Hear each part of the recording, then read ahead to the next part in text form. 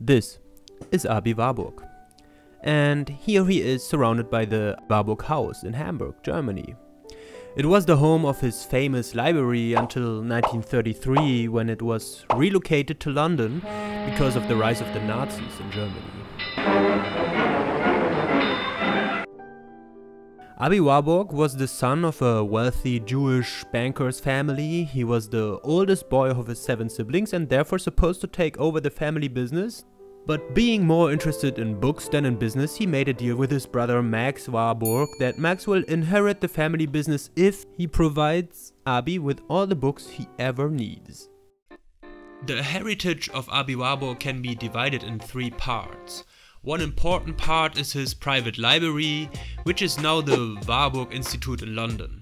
It holds more than 300,000 books and describes itself as the most important library in the world dedicated to the afterlife of the classical tradition.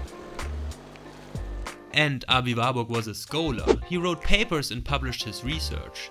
In his dissertation about the paintings Primavera and The Birth of Venus by Sandro Botticelli, he brings up what he will be known for in the future.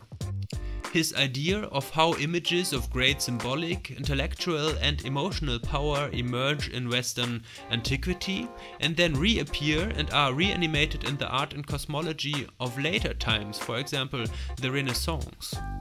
He started his Atlas project, where he arranged and rearranged black and white photographs of art historical and cosmographical images. The Atlas consisted of 63 panels. Aby Warburg died in 1929 on a heart attack before he was able to finish and publish his Atlas project. Nevertheless, the idea behind the Atlas changed the way of how the Western society does art historical research. This is a tool of knowledge. More or less parallel to Sigmund Freud's invention of psychoanalysis and Walter Benjamin's famous essay The Work of Art in the Age of Mechanical Reproduction, Aby Warburg changed the way of how images were seen and are seen since then.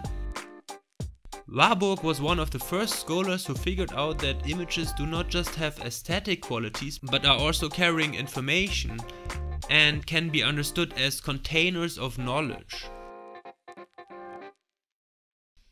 He came up with the idea that it is possible to arrange and collect images in a comparable way to how terms are gathered in encyclopedias. Warburg can be seen as the inventor of an epistemological art practice.